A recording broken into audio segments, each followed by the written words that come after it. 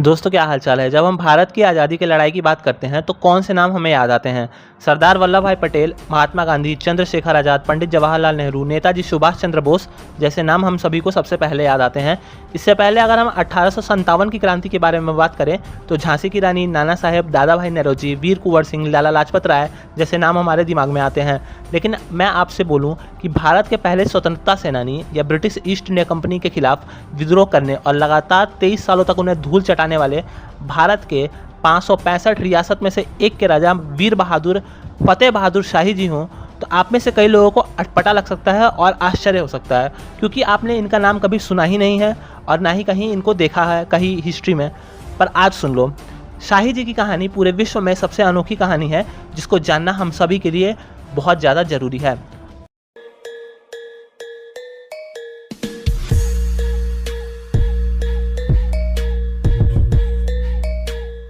तो दोस्तों, महाराज फतेह बहादुर शाही जी बिहार के हुसेपुर स्टेट के राजा के तौर में 1750 में राजगद्दी पर बैठे। हुसेपुर स्टेट आज के गोपालगंज डिस्ट्रिक्ट में पड़ता है। शाही जी का जन्म भूमिहार ब्राह्मण समाज के बघौचिया क्लैन में हुआ था, जो कि एक मार्शल क्लैन है। बघौचिया भूमिहार वत्स गोत्र के भूमिहार का इतिहास लगभग 1400 साल पुराना है, जिसमें 225 जनरेशन का रिटन डॉक्यूमेंटेशन है। भूमिहारों ने इतिहास के अलग अलग समय पर रूल किया है और मिलिट्री सर्विसेज भी दी हैं। तो कहानी की शुरुआत 1764 में बैटल ऑफ बक्सर से होती है, जहां ब्रिटिश ईस्ट इंडिया कंपनी ने लड़ाई जीतने के बाद 1765 में ट्रीटी ऑफ इलाहाबाद के अंतर्गत मुगल एम्परर शाह आलम II से बिहार, बंगाल, अवध और उड़ीसा के दीवानी राइट्स ले लिए थे। इसका मतलब यह था कि मुगल एम्परर के लिए अब ब्रिटिश ईस्ट इंडिया कंपनी इस एरिया से टैक्स वसूलेगी। लेकिन ईस्ट इंडिया कंपनी यहाँ पर अपना बिजनेस करने और अपने लिए मैक्सिमम प्रॉफिट कमाने आई थी, ना कि मुगलों के लिए टैक्स वसूलने। तो उन्होंने धीरे धीरे इंडियन मार्केट पे अपना आधिपत्य जमाना शुरू कर दिया। लोकल इंडियन चीज़ों को ब्रिटिश चीज़ों से रिप्लेस करने लग गए और क्षेत्र के राजाओं और जमींदारों के ऊपर कई गुना टैक्स इम्पोज कर दिया। लगभग सभी राजाओं ने ब्रिटिश ईस्ट इंडिया कंपनी की अधीनता स्वीकार कर ली, पर महाराज फतेह बहादुर शाही जी ने टैक्स देने से साफ मना कर दिया और साथ ही अंग्रेजों को भारतीय बाजार से अपना सामान हटाने के लिए भी चेतावनी दे दी। अंग्रेजों को यह बात बहुत ज़्यादा नागवार गुजरी, क्योंकि कुछ हजार की सेना वाले राज दुनिया जीतने वाली अंग्रेजों के आगे झुकी नहीं। तो अंग्रेजों ने क्या किया, उन्होंने तुरंत हुसेपुर पर चढ़ाई का आदेश दे दिया। अंग्रेजों की सेना शाही जी की सेना से बहुत ज़्यादा बड़ी थी, लेकिन हुसेपुर में घुसते के साथ ही अंग्रेजों के साथ जो हुआ वो उन्होंने सोचा भी नहीं था। शाही जी पहले से ही सब कुछ प्लान कर चुके थे और जैसे ही अंग्रेज हुसेपुर स्टेट में घुसे, उनके ऊपर हमला हुआ और वे उससे संभल नहीं पाए और चारों खाने चित हो गए। दोस्तों, पहले से तैयार बैठे शाही जी की सेना ने जब अंग्रेजों को हराया और यह बात जब अंग्रेज ऑफिसर्स पे पहुंची तो पहले तो उन्हें यकीन ही नहीं हुआ। तो उन्होंने उससे भी बड़ी सेना हुसेपुर फतह करने के लिए भेज दी।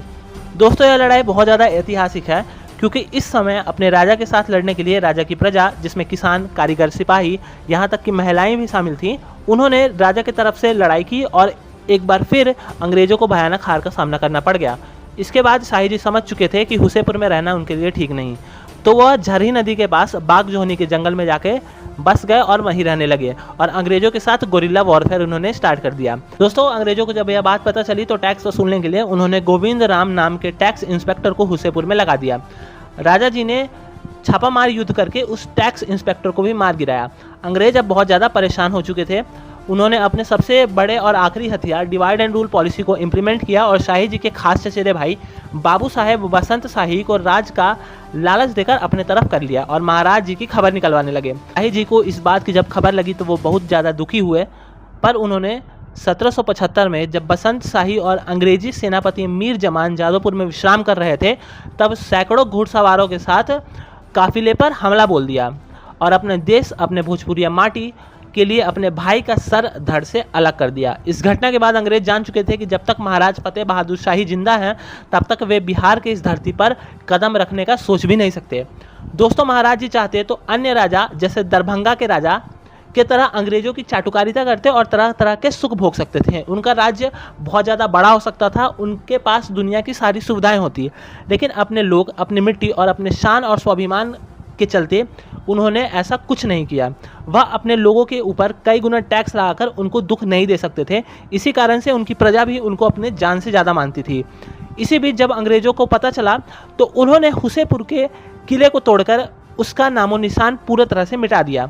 इसके बाद शाही जी ने उत्तर प्रदेश के खुशीनगर में तमकुही राज की स्थापना की।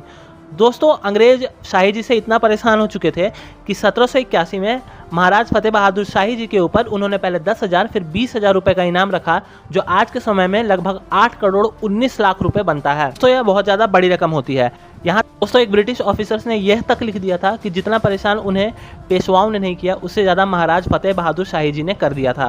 लगभग 2.5 दशक तक अंग्रेजों के साथ लगातार युद्ध लड़ते हुए एक लड़ाई में उनके पुत्र रन बहादुर शाही जी भी वीरगति को प्राप्त हो गए। बाद में शाही जी को सन्यासी विद्रोह और काशी नरेश महाराज चेत सिंह का भी पूरा समर्थन मिला। दोस्तों हमारे लिए दुख की बात है कि इतिहासकारों ने इस महान योद्धा राजा को इतिहास से गायब कर दिया है। जहां इस समय भारत के अलग अलग हिस्सों में हो रहे विद्रोह, जैसे बंगाल विद्रोह, मराठा विद्रोह, दक्षिण में टीपू सुल्तान का विद्रोह को इतिहास में पूरी तरह जगह मिली है, क्योंकि इन सभी विद्रोहों को अंग्रेजों ने कुचल दिया था और सभी में अंग्रेजों को जीत हासिल हुई थी। लेकिन बिहार के गौरव शाही जी को इतिहास में से इतिहासकारों ने पूरे तरह से भुला दिया है। लगभग 2.5 दशक तक वे अजय रहे और अंग्रेज उन्हें कभी नहीं पकड़ पाए। शाही जी को 1810 के आसपास आखिरी बार देखा गया था और बाद में लोगों का मानना था कि वे सन्यासी बन चुके हैं। जब तक शाही जी जिंदा रहे, अंग्रेज बिहार में अपना पैर कभी पसार ही नहीं पाए। आधुनिक इतिहास में अंग्रेजों की ये सबसे बड़ी हार थी, इसलिए उनके चाटुकार इतिहासकार और फिर भारत के लेफ्टिस्ट इतिहासकारों ने शाही जी के बारे में कुछ लिखा ही नहीं। जहां टीपू सुल्तान का नाम हम सभी जानते हैं, जिन्हें अंत में अंग्रेजों ने मार गिराया था, वहीं अजय वीर फतेह बहादुर शाही जी के बारे में भले ही इतिहासकारों ने कुछ ना लिखा हो, लेकिन हुसैपुर की जनता ने अपने लोक कथा लोकगीत में उन्हें हमेशा के लिए अमर बना दिया है। दोस्तों वर्ल्ड हिस्ट्री में प्रजा की सेवा करने वाले बहुत सारे राजा हुए। प्रजा को अपने राजा पे पूर्ण विश्वास हो, ऐसे बहुत कम राजा हुए। लेकिन राजा के साथ 25 सालों तक प्रजा ने युद्ध लड़ा हो, वर्ल्ड हिस्ट्री में एकमात्र राजा हैं बिहार के हुसैपुर के भूमिहार राजा महाराज फतेह बहादुर शाही जी। दोस्तों आजकल सोशल मीडिया पे एंटी भूमिहार ट्रेंड का चलन है, जिसमें यह बोला जाता है कि अंग्रेजों के साथ मिलकर भूमिहार लोगों ने जनता पर अत्याचार किया, जबकि रियलिटी जस्ट इसके उलट है।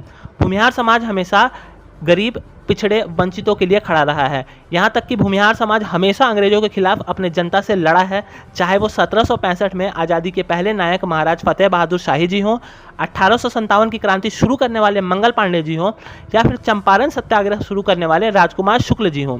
भूमिहार समाज हमेशा सच और धर्म के रास्ते पर खड़ा रहा है, धर्मियों का नाश हमेशा से किया है।